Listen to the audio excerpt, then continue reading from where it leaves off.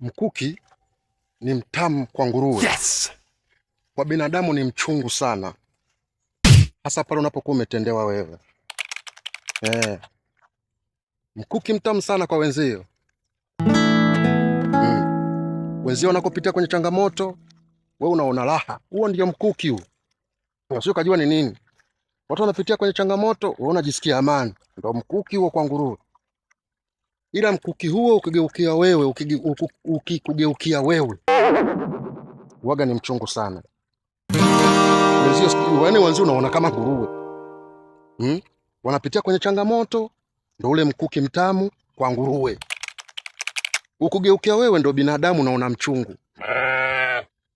Wenzio wanavuruga, wanapitia katika majanga, wewe unaona raha, burudani mustarehe.